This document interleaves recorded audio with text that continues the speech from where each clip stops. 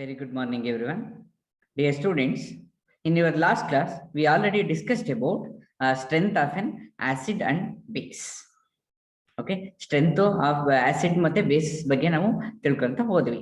Okay, na? How can we measure the strength of an acid, particular acid or the particular base by using pH paper, pH scale or the litmus paper. Litmus paper ಇಂದ ನಾವು ಹೆಂಗ್ identify ಮಾಡೋದನ್ನ ನೋಡ್ಕೊಂತ ಹೋದ್ವಿ. ಹೌದಲ್ವಾ? So 0 to 14 ಇರೋದನ್ನ ನೀವು ತಿಳ್ಕೊಂಡ್ರಿ. P H scale ಅಲ್ಲಿ 0 to 14 ಇರುತ್ತೆ.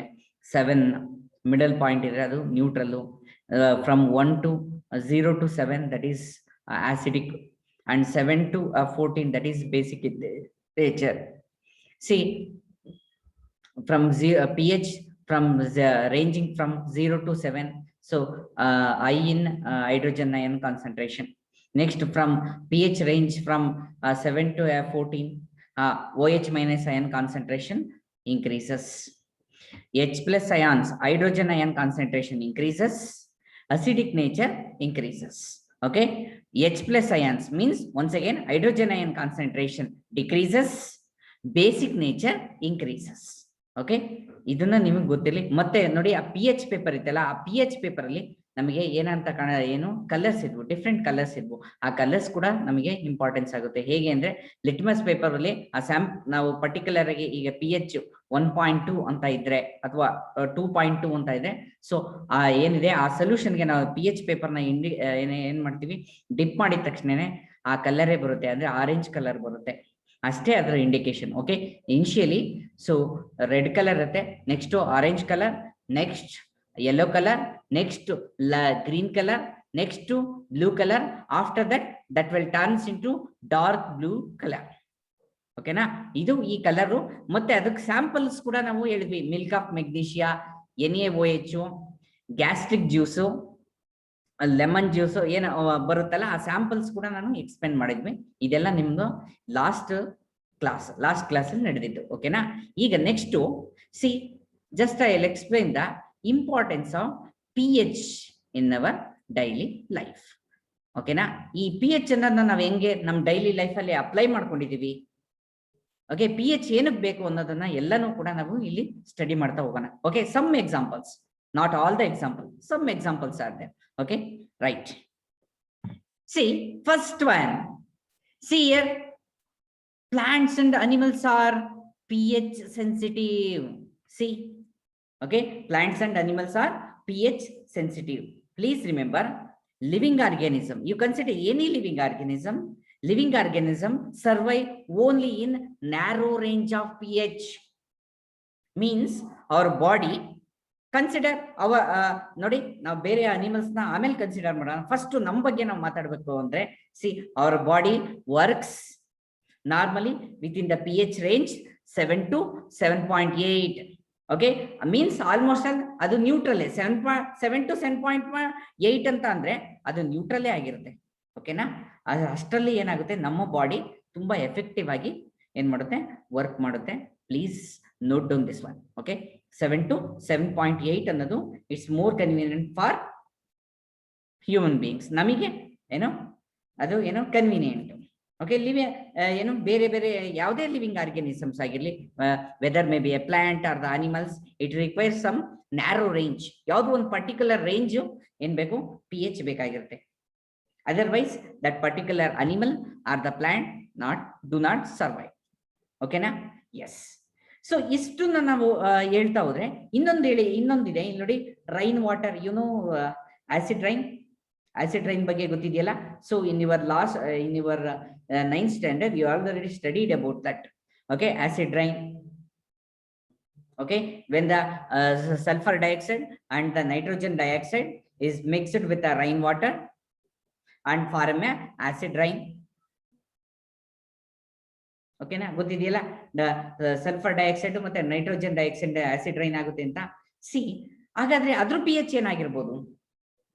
C, the pH range of that acid rain is 5.6. ಇದು ಕೂಡ ನಿಮಗೆ ನೆನಪಿರಲಿ, 5.6. ಓಕೆ, ತುಂಬಾ ಮೈಲ್ಡ್, ಏನಂತಾರೆ, ಸ್ಟ್ರಾಂಗ್ ಆಸಿಡ್ ಅಲ್ಲ ಅದು. ಇಟ್ಸ್ ಓಕೆ, ಬಟ್ ಆಸಿಡ್ ರೈನೇ ಅದು. ಓಕೆ, ಆಸಿಡ್ ಫಾರ್ಮೇಶನ್ ಆಗುತ್ತೆ, ಬಟ್ ತುಂಬಾ ಸ್ಟ್ರಾಂಗ್ ಆಸಿಡ್ ಅಲ್ಲ. 0 to 2 ಇರೋದು ಅಥವಾ 0 to 3 ಇದ್ರೆ ಅದು ತುಂಬಾ strong acid, very strong acids. ಇದು 5.6 ಬರುತ್ತೆ. ಓಕೆ, ನಿಮಗೆ ಪಿ ಎಚ್ ರೇಂಜ್ ಗೊತ್ತಿರಲಿ ಹಾಗಾದ್ರೆ ಅದ್ರ ಕೆಪಾಸಿಟಿ ಏನು ಅಂತ. ನೀವು 7 ಇಂದ ಬಿಲೋ ಹೋದಂಗೆಲ್ಲ ಅಸಿಡಿಕ್ ಪ್ರಾಪರ್ಟಿ ಇನ್ಕ್ರೀಸ್ ಆಗುತ್ತಾ ಹೋಗುತ್ತೆ. ಅರ್ಥವಾಯ್ತಾ? ಕಡಿಮೆ ಇದ್ದಷ್ಟು ಪಿ ಎಚ್ ರೇಂಜ್ ಕಡಿಮೆ ಇದ್ದಷ್ಟು ಅಸಿಡಿಕ್ ನೇಚರ್ ಜಾಸ್ತಿ ಇರುತ್ತೆ. Here the pH range of acid rain is 5.6. Okay, now check ಮಾಡಕ್ ಹೋದ್ರೆ so 5.6 ಬರುತ್ತೆ. So that is about your acid rain. Acid rain ಬಗ್ಗೆ ಇಷ್ಟು. Next, another one. See, this is a pH of soil. pH of the soil.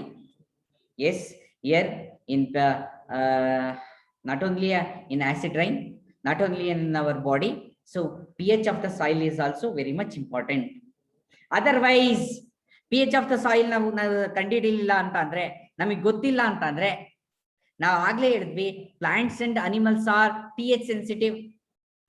Suppose ನಿಮ್ಗೆ ಯಾವ್ದೋ ಒಂದು crop ಹಾಕ್ಬೇಕು, ನೀವು ಯಾವ್ದೋ ಒಂದು ಸೀಡ್ಸ್ ಹಾಕ್ಬೇಕು, ಸೋಯಿಂಗ್ ಮಾಡಬೇಕು ಅಂತ ಅನ್ಕೊಳ್ಳಿ, ಪ್ಯಾಡಿ ಹಾಕ್ಬೇಕು ಅಂತ ಅನ್ಕೊಳ್ಳಿ. ಪ್ಯಾಡಿ ಹಾಕ್ಬೇಕು ಅಂದ್ರೆ ಆ ಲ್ಯಾಂಡ್ ಅಲ್ಲಿ, ನಿಮ್ಮ ಅಗ್ರಿಕಲ್ಚರ್ ಲ್ಯಾಂಡ್ ಅಲ್ಲಿ ಏನ್ಬೇಕು, ಅದಕ್ಕೆ ಬೇಕಾದಂತ ಪಿ ಎಚ್ ರೇಂಜ್ ಬೇಕು. Suppose paddy works in the narrow range 7.1 ಇಂದ 7.8 ವರೆಗೂ ಇದೆ ಅಂತ ಅನ್ಕೊಳ್ಳೋಣ. ಆ ರೇಂಜ್ ಅಲ್ಲಿ ತುಂಬಾ ಚೆನ್ನಾಗಿ ಪ್ಯಾಡಿ ಬೆಳೆಯುತ್ತೆ, ರೈಸ್ ಬೆಳೆಯುತ್ತೆ ಅಂತ ಅನ್ಕೊಂಡ್ರೆ, ನಿಮ್ಮ agriculture land P H range 8.5 to 9 ಇರೋದು, ಅಥವಾ ಬಿಲೋ 6.5 ಇದ್ರೆ ಏನ್ ಮಾಡ್ತೀರಾ?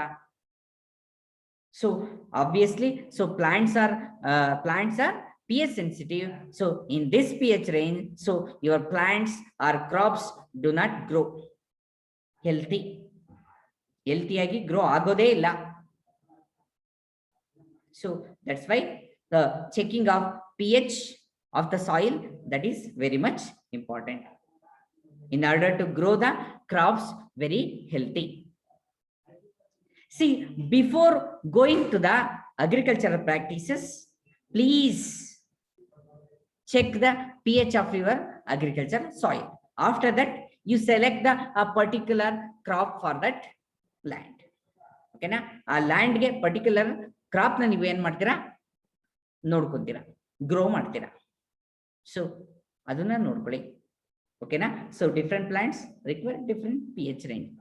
ಕೆಲವೊಂದು ಪ್ಲಾಂಟ್ಸ್ಗೆಲ್ಲ ಅದರದೇ ಆದ ಪಿ ಎಚ್ ರೇಂಜ್ಗಳು ಬರ್ತವೆ. ನಿಮ್ಗೆ ಯಾವ್ದು ಬೇಕೋ ಅದನ್ನ ನಾನು ಆಗ್ಲೇ ಹಿಂದೆ ಕೂಡ ನಾವು ತೋರಿಸಿದ್ವಿ. ನಿಮ್ಗೆ ಏನಾದ್ರು ಡೌಟ್ಸ್ ಬಂದಾಗ ಅಥವಾ ನಿಮಗೆ ಇನ್ಫಾರ್ಮೇಶನ್ಸ್ ತುಂಬಾ ಬೇಕು ಅಂತ ಅಂದಾಗ ಗೂಗಲ್ ನಲ್ಲಿ ಹೇಗೆ ಸರ್ಚ್ ಮಾಡಬೇಕು ಅನ್ನೋದು ಕೂಡ ನಾನು ತೋರಿಸಿದ್ವಿ. ಅದನ್ನ ನೀವು ಚೆಕ್ ಮಾಡಬಹುದು, ಇನ್ನೂ ತುಂಬಾ ಇನ್ಫಾರ್ಮೇಶನ್ ಕ್ಯಾರಿ ಮಾಡಬಹುದು. ಆಗ್ಬೋದಾ?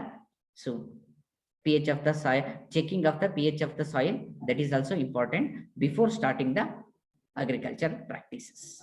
Okay, agriculture start ಮಾಡೋದಕ್ಕಿಂತ ಏನು ಪ್ರಾಕ್ಟೀಸ್ ಏನಿದೆ ಆ ಸ್ಟೆಪ್ಸ್ ನ ಫಾಲೋ ಮಾಡೋದಕ್ಕಿಂತ ಮುಂಚೆನೆ ಇವನ್ನೆಲ್ಲ ಮಾಡಿದ್ರೆ that is better. Okay, that's better. Next, see here, next to pH in our digestive system. Okay, pH in our digestive system. Here HCl. See, in our stomach, hydrochloric acid produced. In our stomach, hydrochloric acid is produced. Please remember, hydrochloric acid anta ಅಂದಿದ ತಕ್ಷಣ ಈ chemical ಏನಿದೆ chemistry lab ನಲ್ಲಿ ಇದ್ದಂಗೆ ಏನು ಆ ತರ chemistry lab ಅಲ್ಲಿ ಇರುವಂತ HCl ಇಲ್ಲೇ ಬಂತು ಅಥವಾ ಆ ತರ ನೀವು ಇದು ಮಾಡೋದು ಬೇಡ. HCl ಅಂತ ಅಂದ್ರೆ ಸ್ಟ್ರಾಂಗ್ HCl ಅಲ್ಲ, weak acid, weak HCl produce ಆಗುತ್ತೆ. Okay, in stomach, in order to digest the food, come from the mouth, oral cavity ಇಂದ ಬಂದಂತದನ್ನ ನಾವಿಲ್ಲಿ ಏನ್ ಮಾಡಬೇಕು, ಡೈಜೆಸ್ಟ್ ಮಾಡೋದಕ್ಕೆ ಏನ್ ಬೇಕು, HCl ಬೇಕೇ ಬೇಕು. HCl production. ಸಿ ಲಿಸನ್, ಇದು ನಿಮಗೆ ಗೊತ್ತಿರಲಿ, HCl ಅನ್ನೋದು ನಿಮಗೆ ಮುಂದೆ ಇನ್ನೊಂದು ಚಾಪ್ಟರ್ ನಲ್ಲಿ ಕೂಡ ಇದು ಬರುತ್ತೆ. HCl ಏನಕ್ಕೆ ಇಂಪಾರ್ಟೆನ್ಸ್ ಅಂತ. See this hydrochloric acid which helps in enzyme action. Okay, enzyme activity ನ ಇಂಪ್ರೂವ್ ಮಾಡೋದಕ್ಕೆ HCl ಬೇಕು. ಆಕ್ಟಿವಿಟಿ ಏನು enzymes ಡೈಜೆಷನ್ ಬೇಕು. ಆ ಡೈಜೆಷನ್ಗೆ ಏನಿದೆ HCl ಬೇಕು. ಓಕೆನಾ, ಎಂಜೈಮ್ಸ್ಗೆ HCl ಬೇಕೇ ಬೇಕು. Otherwise, that enzymes are in inactive condition. Suppose during indigestion time, okay, ನೀವು ರೆಗ್ಯುಲರ್ ಫುಡ್ ಹ್ಯಾಬಿಟ್ ಇದ್ರೆ, ಸೊ HCl ಹೈಡ್ರೋಕ್ಲೋರಿಕ್ ಆಸಿಡ್ ಇಂದ ನಿಮ್ಗೆ ಏನೇ ಸಮಸ್ಯೆ ಬರಲ್ಲ, there is no issues. But here during indigestion the stomach produces too much acid. ಈಗ ಮಧ್ಯಾಹ್ನ 1 ಗಂಟೆಗೆ ಊಟ ಮಾಡಬೇಕು, ಹೊಟ್ಟೆ ಹಸಿದು 1 ಗಂಟೆ ಊಟ ಮಾಡಿ, ನೀವು 2 ಗಂಟೆಗೆ 2:15 ಊಟ ಮಾಡೋದು, ಹಾಗೆಲ್ಲ ಮಾಡಿದಾಗ ಏನಾಗುತ್ತೆ, ಆಬ್ವಿಯಸ್ಲಿ ನಾವು ವರ್ಕ್ ಮಾಡ್ತೀವೋ ಬಿಡ್ತೀವೋ ಗೊತ್ತಿಲ್ಲ, ಬಟ್ ನಮ್ಮ ಇಂಟರ್ನಲ್ ಆರ್ಗನ್ಸ್ ಏನಾಗುತ್ತೆ, ಇನ್ ಟೈಮ್ ವರ್ಕ್ ಮಾಡ್ತಾ ಇರುತ್ತೆ. ಓಕೆ, ಇನ್ ಟೈಮ್ ವರ್ಕ್ ಮಾಡ್ತಾ ಇರುತ್ತೆ, ಅದ್ರ ಮಟ್ಟಿಗೆ ಅದು HCl ಪ್ರೊಡ್ಯೂಸ್ ಆಗ್ತಾ ಇರುತ್ತೆ. ಯಾವಾಗ ಫುಡ್ ಇರಲ್ವೋ, ಎಂಟಿ ಸ್ಟಮಕ್ ಅಲ್ಲಿ ಏನಾಗುತ್ತೆ ಅಂದ್ರೆ HCl ಪ್ರೊಡ್ಯೂಸ್ ಆಗಿದ ತಕ್ಷಣ, ಅದು ಜಾಸ್ತಿ ಆಗಿದ ತಕ್ಷಣ ಏನಾಗುತ್ತೆ, it causes pain and irritation. Pain ಮತ್ತೆ ಇರಿಟೇಷನ್ ಎರಡೂ ಕೂಡ ಸ್ಟಾರ್ಟ್ ಆಗುತ್ತೆ. ಹಿಯರ್ ದ ಪಿಕ್ಚರ್ ನೋಡಿ, ನಿಮಗೆ ಗೊತ್ತಾಗ್ತಾ ಇದೆ, ಸ್ಟಮಕ್ ಕ್ಯಾವಿಟಿನಲ್ಲಿ pH ರೇಂಜ್ ತುಂಬಾ ಕಡಿಮೆ ಇರುತ್ತೆ. when the food, that digestive food entered to the duodenum, so pH range is slightly changed. See why this happened, because your liver also produce bile juice, and that bile juice enter inside the digestive system in small intestine area. Stomach ಇಂದ ಆಚೆ ಬರ್ತಾ ಏನಿದೆ ಆ ಜಾಗದಲ್ಲಿ ಏನಾಗುತ್ತೆ ಅಂದ್ರೆ, so liver bile juice produce ಆಗುತ್ತೆ. Bile juice is in alkaline condition, alkaline basic nature ಇರುತ್ತೆ. ಯಾವಾಗ ಬೇಸಿಕ್ ನೇಚರ್ ಇರುತ್ತೆ, ಸ್ಮಾಲ್ ಇಂಟೆಸ್ಟೈನ್ ಬಂದಿದ ತಕ್ಷಣ, so obviously the pH of that particular what is that one ಏನಿದೆ, ಆ ಎನ್ವಿರಾನ್ಮೆಂಟ್ ನ pH ಏನಿದೆ, ಆ pH ಆಟೋಮೆಟಿಕಲಿ ಇಟ್ಸ್ ಚೇಂಜಸ್. 7 ಇಂದ ಮುಂದೆ ಬಂದ್ಬಿಡುತ್ತೆ. ಫಸ್ಟ್ ಬಿಲೋ ತುಂಬಾ ಕಡಿಮೆ ಇರುತ್ತೆ pH, ಸೊ ನೆಕ್ಸ್ಟ್ ಅದು pH ಜಾಸ್ತಿ ಆಗುತ್ತೆ. ಓಕೆ, ಅದನ್ನೇ ಈ ಪಿಕ್ಚರ್ ಅಲ್ಲಿ ತೋರಿಸ್ತಾ ಇದ್ದಾರೆ. ಓಕೆ, ನಿಮ್ಗೆ ಇನ್ನು ನೆಕ್ಸ್ಟ್ ಕ್ಲಾಸ್ ಏನಿದೆ, ಒಂದು ಚಾಪ್ಟರ್ ಇದೆ, ಆ ಚಾಪ್ಟರ್ ನಲ್ಲಿ ನಾನು ಹೇಳ್ತಾ ಹೋಗ್ತೀನಿ. ನೆಕ್ಸ್ಟ್ ನಿಮ್ಗೆ ಬಯಾಲಜಿನಲ್ಲಿ ಬರುತ್ತೆ. ಓಕೆನಾ, ಇದು ಸಿಂಪಲ್ ಆಗಿ ತಿಳ್ಕೊಂಡಿರಿ. pH in our digestive system. ಓಕೆನಾ, pH ಇಲ್ಲಿ ಹೇಗೆ ವರ್ಕ್ ಆಗುತ್ತೆ ಅನ್ನೋದನ್ನ ಇಲ್ಲಿ ನಾವು ನ್ಯಾಚುರಲ್ ಆಗಿ ನಾವು ತಿಳ್ಕೋಬಹುದು. ಓಕೆನಾ, yes. Next, pH changes leads to tooth decay. ಹೌದಾ? see the structure of the tooth here. The outermost structure of the tooth is tooth enamel. Tooth enamel ಅಂತ ಕರಿತೀವಿ. See that tooth enamel is made up of calcium phosphate ಅಂತ ಕರಿತೀವಿ, ಅಥವಾ calcium hydroxy apatite. It's a crystalline form of calcium phosphate. Okay, ಮರಿಬೇಡಿ, calcium hydroxy apatite ಅಂದ್ರೆ it's a crystalline form of calcium phosphate, tooth enamel. Okay, pH changes ಹೇಗಾಗುತ್ತೆ? Due to the bacteria present inside the mouth ಅಲ್ಲಿ bacteria present ಇರುತ್ತೆ. ಅದೇನಾಗುತ್ತೆ, ನಮ್ಮ ಏನಿದೆ tooth ಅಲ್ಲಿ remainings ಆಗಿರ್ತಕ್ಕಂಥ ಫುಡ್ ಐಟಮ್ಸ್ ಇರುತ್ತಲ್ಲ, ಮೈನರ್ ಫುಡ್ ಐಟಮ್ಸ್ ಎಲ್ಲ ಇರುತ್ತಲ್ಲ, ಫುಡ್ ಐಟಮ್ಸ್ ಸ್ಟಿಕ್ ಆನ್ ಆಗಿರುತ್ತಲ್ಲ, ಅದನ್ನೆಲ್ಲನು ಅಲ್ಲಿ ಏನ್ ಮಾಡುತ್ತೆ, ಅಲ್ಲಿ ಕೂತ್ಕೊಂಡು ಏನ್ ಮಾಡುತ್ತೆ, ಸೊ ಇಟ್ ಡಿಗ್ರೇಡ್ಸ್, ಅಲ್ಲಿ ಕೂತ್ಕೊಂಡು ಆಕ್ಷನ್ ಮಾಡುತ್ತೆ, and it produces acid produce ಆಗುತ್ತೆ. ಆ ಆಸಿಡ್ ಏನಾಗುತ್ತೆ, ಅದು ಜಾಸ್ತಿ ಆಗಿದ ತಕ್ಷಣ, ಅಮೌಂಟ್ ಜಾಸ್ತಿ ಆಗಿದ ತಕ್ಷಣ, obviously that acid attacks the tooth enamel. See initially that is look like this. Acid produce ಆದಾಗ ಅದರ ಎಫೆಕ್ಟ್ ಹೇಗಿರುತ್ತೆ. ನೆಕ್ಸ್ಟ್ ಇಲ್ಲಿಗೆ ಬಂದಾಗ, ನೆಕ್ಸ್ಟ್ ನೋಡಿ, second step, it ready to cross the tooth enamel area. ಆ ಔಟರ್ ಮೋಸ್ಟ್ ಲೇಯರ್ ಇದೆಯಲ್ಲ, ಆ layer ನ ದಾಟ್ಕೊಂಡು ಹೋಗ್ತಾ ಇದೆ. Next you come to the third stage, decay in dentin part means middle part. ಆ ಟೂತ್ ಇದೆಯಲ್ಲ, ಆ ಟೂತ್ ನ ಮಿಡಲ್ ಪಾರ್ಟ್ ಗೆ ಡೆಂಟಿನ್ ಏನಿದೆ, ಆ ಪಾರ್ಟ್ ಗೆ ಏನಾಗ್ತಾ ಇದೆ, ರೀಚ್ ಆಗ್ತಾ ಇದೆ decay. See here in this stage ನೋಡಿ, ಒಳಗಡೆ ನೋವು ಆಗ್ತಾ ಇರೋದ್ರ, ಒಳಗಡೆ ಅಲ್ಲಿ ಅಟ್ಯಾಕ್ ಮಾಡ್ತಾ ಇರೋದ್ರ. So here in this stage it is very painful for the particular individual. Okay, particular individual. Next ಅದೇ ಇನ್ನೂ ಜಾಸ್ತಿ ಆದ್ರೆ, ಸೊ ಹಿಯರ್ ಅದೇನಾಗುತ್ತೆ, it reaches to the pulp of the teeth. Pulp ಅಂದ್ರೆ ವೆರಿ ಮಿಡಲ್ ಪಾಯಿಂಟ್ ಟೀತ್ ಅಲ್ಲಿ pulp. Okay, ಆ pulp ಪಾಯಿಂಟ್ಗೆ ಹೋಗಿದ ತಕ್ಷಣನೇ see the individual suffer from the more pain. Okay, ತುಂಬಾ ಪೇನ್ ಆಗ್ತಾ ಇರುತ್ತೆ, ಆತನಿಗೆ ಕಂಟ್ರೋಲ್ ಇದು ಮಾಡೋಕ್ಕೆ ಕೆಪಾಸಿಟಿನೇ ಇರಲ್ಲ. ಅದು ಏನಾಗುತ್ತೆ, stages. Why? Because due to the bacteria present in the mouth, oral cavity. ಓಕೆನಾ? ಅದು ಯಾಕೆ ಏನ್ ಮಾಡುತ್ತೆ ಅಂದ್ರೆ, ಸೊ ನಿಮ್ಮ ಹಲ್ಲಲ್ಲಿ ಫುಡ್ ಐಟಮ್ಸ್ ಸ್ಟಿಕ್ ಆನ್ ಆಗಿರುತ್ತೆ, ನಾವು ಸರಿಯಾಗಿ ಬ್ರಷಿಂಗ್ ಮಾಡಿರಲ್ಲ, ಆಗ ಹಿಂಗಾಗದು. ಸೊ ಬ್ರಷ್ ವೆಲ್ ಅಂತ ಏನು ನಾವು ತುಂಬಾ ಚೆನ್ನಾಗಿ ಹಲ್ಲು ಉಜ್ಕೋಬೇಕು ಅಂತ ಅನ್ನೋದು ಇಲ್ಲಿ ಗೊತ್ತಿದೆ, ತಿಳ್ಕೊಬೇಕಾಗಿದೆ. ಓಕೆನಾ? ಆಗ್ಬೋದಾ? ಓಕೆನಾ? ಹಲ್ಲು ಚೆನ್ನಾಗಿ ಉಜ್ಜಬೇಕು ಅಥವಾ ಬ್ರಷ್ ಚೆನ್ನಾಗಿ ಮಾಡಬೇಕು.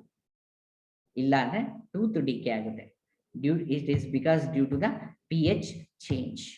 ಯಾರಿಗಾದ್ರೂ ಅಲ್ಲಲ್ಲಿ ಪ್ರಾಬ್ಲಮ್ ಉಳ್ಕಲ್ಲಾಗಿದೆ ಅಂತ ಅಂದ್ರೆ, ಅದರ ಡಿಕೇಯಿಂಗ್ ಆಗಿದೆ ಅಂದ್ರೆ ಅದರ ಅರ್ಥ ಏನು?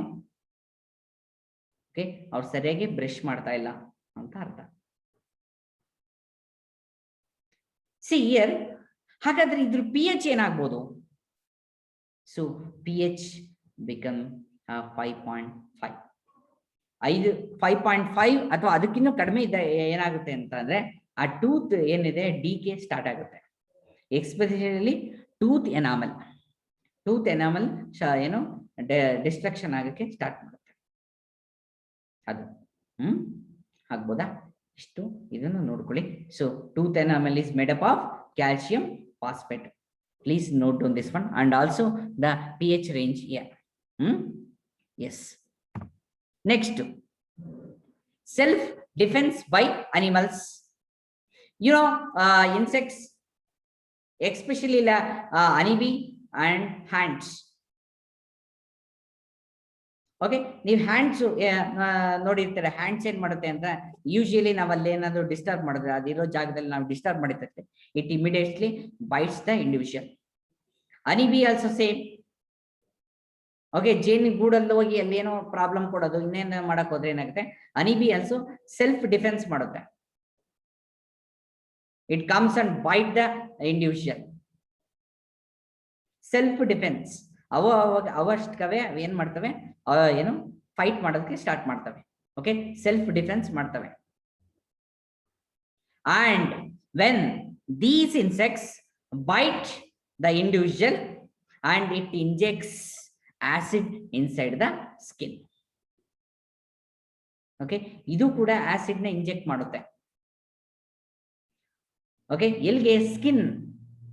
ಸ್ಕಿನ್ ಗೆ ಇಂಟ್ರೊಡ್ಯೂಸ್ ಮಾಡಿದ ತಕ್ಷಣ, see that acid it causes pain and irritation. ಅದು ಪೇನು ಮತ್ತೆ ಇರಿಟೇಷನ್ ಎರಡನ್ನೂ ಕೂಡ ಮಾಡುತ್ತೆ. ಪೇನು ಮತ್ತೆ ಇರಿಟೇಷನ್ ಎರಡನ್ನೂ ಕೂಡ ಮಾಡುತ್ತೆ. ಸರ್, ಹಾಗಾದ್ರೆ ಏನ್ ಮಾಡ್ಬೇಕು ನಾವು? ಈ ತರ ಎಲ್ಲ ಆಗ್ತಾ ಇದೆ ಅಂತ ಏನ್ ಮಾಡ್ಬೇಕು? So the one and only remedy for this insects attack, so use a mild base, that is baking soda, applied on the affected area. Affected ಏರಿಯಾಗೆ ನೀವೇನ್ ಮಾಡ್ಬೇಕು? ಬೇಕಿಂಗ್ ಸೋಡಾನ ಅಪ್ಲೈ ಮಾಡ್ಕೋಬೇಕು. ಅಪ್ಲೈ ಮಾಡ್ಕೊಂಡ್ರೆ ತಕ್ಷಣ, see the effect of that particular what is insect bite or the okay, insects honeybee ಬೈಟೋ ಅಥವಾ ants ಬೈಟೋ ಏನಿರುತ್ತೆ ಅದು ಕ್ಯೂರ್ ಆಗುತ್ತೆ, ರಿಲೀಫ್ ಆಗುತ್ತೆ. It gives a relief. ಓಕೆನಾ? ಆಗ್ಬೋದಾ? ನೋಡಿ, ಅದು ಈಗ ಇಲ್ಲೇನೋ ಹೇಳಿದ್ರೆ ಟೂತ್ ಪೇಸ್ಟ್ ಅಲ್ಲಿ ನೋಡಿ, ಇಲ್ಲಿ ನಾವೇನ್ ಮಾಡಿದ್ವಿ, ಸರಿಯಾಗಿ ಅಲ್ಲುಜ್ಲಿಲ್ಲ ಅಂತ ಅಂದ್ರೆ, ಬ್ರಷಿಂಗ್ ಮಾಡ್ಲಿಲ್ಲ ಅಂತ ಅಂದ್ರೆ ಏನಾಯ್ತು, ಟೂತ್ ಡಿಕೆ ಆಗುತ್ತೆ ಅಂತ ಅಂದ್ವಿ. ಬಟ್ ಟೂತ್ ಪೇಸ್ಟ್ ಅಲ್ಲಿ ಏನಿರುತ್ತೆ, C tooth paste is basic in nature. Okay, ನಿಮ್ ಬ್ಯಾಕ್ಟೀರಿಯಾ ಅಫೆಕ್ಟ್ ಆಗಿದೆ, ಇನ್ನೊಂದು ಪ್ರಾಬ್ಲಮ್ ಆಗಿದೆ, ಈ ಬೇಸಿಕ್ ನೇಚರ್ ಟೂತ್ ಪೇಸ್ಟ್ ಏನಿರುತ್ತೆ ಅದೇನ್ ಮಾಡುತ್ತೆ ಅಂದ್ರೆ ಇಟ್ ಕ್ಲಿಯರ್ಸ್ ಯುವರ್ ಪ್ರಾಬ್ಲಮ್ಸ್. ಓಕೆನಾ? ಅದು ನಿಮಗೆ ಗೊತ್ತಿರ್ಲಿ, ಸರಿನಾ? ಇಲ್ಲೂ ಅಷ್ಟೇ ಸೆಲ್ಫ್ ಡಿಫೆನ್ಸ್ ಮಾಡುವಾಗ once again we use baking soda. ಓಕೆನಾ? ಬೇಸ್ನೇ ನಾವು ಮತ್ತೆ ಯೂಸ್ ಮಾಡ್ತಾ ಇದೀವಿ, right? Yes. Next, pH in plants. You know, nettle leaves. Nettle ಕೇಳಿದ್ರಾ? Nettle leaves, nettle ಅಂತ ಕೇಳಿದ್ರಾ? ಸಿ ನೆಟಲ್ ಅಂತಂದ್ರೆ ತುರ್ಕೆ ಸೊಪ್ಪು ಕೇಳಿದ್ರಲ್ಲ, ತುರ್ಕೆ ಸೊಪ್ಪು ಅಂತ ನಾವು ಕರಿತೀವಿ. See here at the edges of the nettle leaves, that is like that's like a stinging air ತರ ಅದು ಏನಂದ್ರೆ ಶಾರ್ಪ್ ಎಡ್ಜ್ ಇರುತ್ತೆ. See that stinging hairs, it injects a methanoic acid inside the skin. ಓಕೆನಾ? ಮೆಥನೋಯಿಕ್ acid ಅನ್ನೋದನ್ನ ಏನ್ ಮಾಡ್ತದೆ, ಈ nettle leaves ಏನು ಇಂಟ್ರೊಡ್ಯೂಸ್ ಮಾಡುತ್ತೆ. And that methanoic acid once enter inside the skin, so it cause a burning pain. It introduce a burning pain. ಹಾಗಾದ್ರೆ ಏನ್ ಮಾಡೋದು ಹೀಗಾದ್ರೆ? ಸೇಮ್ ನೀವು ಲಾಸ್ಟ್ ಟೈಮ್ ಏನೆಲ್ಲ ಮಾಡಿದ್ರೆ, ಬೇಸ್ ಹಾಕಿದ್ರೆ, ಟೂತ್ ಪೇಸ್ಟು, ಟೂತ್ ಡಿಕೆಗೆ tooth paste, self defense by animals, honeybee ಇದೆಲ್ಲ ಮಾಡಿದಾಗ ಬೇಕಿಂಗ್ ಸೋಡಾ ಹಾಕೊಂಡ್ರಿ. ಸೊ ಇಲ್ಲೇನ್ ಮಾಡ್ತೀರಾ? So dock plant is there. Just you take the leaves of the dog plant and rubbing on the affected area. Rubbing ಮಾಡ್ತೀರಾ. ಆ rubbing ಮಾಡಿದಾಗ ಏನಾಗುತ್ತೆ ಅಂದ್ರೆ ಆ ಏನಿದೆ ಆ ಪೇಯ್ನು ಹೊರಟೋಗುತ್ತೆ. ಓಕೆನಾ? ಇಲ್ಲಿ ಪ್ರಾಬ್ಲಮ್ಸ್ ಬರುತ್ತೆ, ಮತ್ತೆ ಅದಕ್ಕೆ ಸೊಲ್ಯೂಷನ್ ಕೂಡ ಇಲ್ಲಿ ಕೊಟ್ಟಿದ್ದಾರೆ. ಓಕೆನಾ? ಆಗ್ಬೋದಾ? ಆಸಿಡ್ ಮತ್ತೆ ಬೇಸು ಎಷ್ಟು ಆಪೋಸಿಟ್ ಅನ್ನೋದನ್ನ ಇಲ್ಲಿ ನಾವು ತಿಳ್ಕೊಬಹುದು ಇಲ್ಲ ಲಾಸ್ಟ್ 3-4 ಕೇಸಸ್ ಅಲ್ಲಿ. ಓಕೆನಾ? ಎಸ್. ನೆಕ್ಸ್ಟ್ ಸಿ ಹಿಯರ್, ಇಲ್ಲಿ ನೋಡಿ, ಲಾಸ್ಟ್ ನಿಮ್ಗೆ ಈಚ ಏನಿದೆ ಆಸಿಡ್ ಏನಿದೆ, ನಾವು ಈಗ importance of acid pH in our daily life ಅನ್ನೋ ಕಾನ್ಸೆಪ್ಟ್ ಅಲ್ಲಿ ನಾವು ಆಸಿಡ್ ಬಗ್ಗೆ ಮಾತಾಡ್ತಾ ಹೋದ್ವಿ. ಆಸಿಡ್ ಎಲ್ಲೆಲ್ಲಿಂದ ಪ್ರೊಡ್ಯೂಸ್ ಆಗುತ್ತೆ, ಯಾವ ಡಿಫೆನ್ಸ್ ಅಲ್ಲೇ ಏನಾಗುತ್ತೆ ಅಂತ ನಾವು ನೋಡ್ತಾ ಹೋದ್ವಿ. But we want some more examples. ಇನ್ನೂ ಜಾಸ್ತಿ ಎಕ್ಸಾಂಪಲ್ಸ್ ನಾವು ಕೊಡ್ತಾ ಹೋಗೋಣ. ನಿಮ್ಮ ಟೆಕ್ಸ್ಟ್ ಬುಕ್ ಅಲ್ಲಿ ಕೂಡ in the page number 28 information is available. Okay, information is available. See and see here, look at this table 2.3. see here a green colored one, a green color ನಿಮಗೆ ಕಾಣಿಸ್ತಾ ಇದೆ, ನಿಮ್ಮ ಟೆಕ್ಸ್ಟ್ ಬುಕ್ ಅಲ್ಲಿ ಕೂಡ ಇದೆ, check ಮಾಡ್ಕೋಬಹುದು. see here natural source here and acid present in that particular source. next ಅದೇ ತರ ಇನ್ನೊಂದು ನ್ಯಾಚುರಲ್ ಸೋರ್ಸ್ ಕೊಟ್ಟಿದ್ದಾನೆ, acid present in the particular sample. Okay, first vinegar, natural source, the vinegar. See in vinegar acidic acid is there. Okay, next in orange bani, so citric acid, tamarind tartaric acid, tomato, we use this tomato in daily life. ಅದೆಲ್ಲ ತುಂಬಾ essential ಆಗಿ ನಾವು ಯಾವಾಗಲೂ ಬಳಸ್ತಾನೆ ಇರ್ತೀವಿ. So in tomato oxalic acid is there. Next another one natural source ಬನ್ನಿ, 4-5. Next 4 sour milk or curd. ಮೊಸರಿನಲ್ಲಿ ಏನಿರುತ್ತೆ? Lactic acid. In milk lactose. After the milk is turned into a curd, that way lactose is turned into lactic acid. next lemon is turned into citric acid. okay, lemon ನಲ್ಲಿ ಏನಿದೆ, lemon ಒಳಗಡೆ ಏನಿರುತ್ತೆ? Citric acid ಇರುತ್ತೆ. ಓಕೆನಾ? Lemon ನಲ್ಲಿ citric acid ಇರುತ್ತೆ. Milk curd ಆಗಿ turn ಆದಾಗ ಸೊ ಲ್ಯಾಕ್ಟೋಸ್ ಇಂದ ಲ್ಯಾಕ್ಟಿಕ್ ಆಸಿಡ್ ಆಗಿರುತ್ತೆ. ಲೆಮನ್ ನಲ್ಲಿ ಏನಿರುತ್ತೆ? Citric acid. Obviously citrus fruits, orange, lemon, we are called as a citrus fruits because these food items, these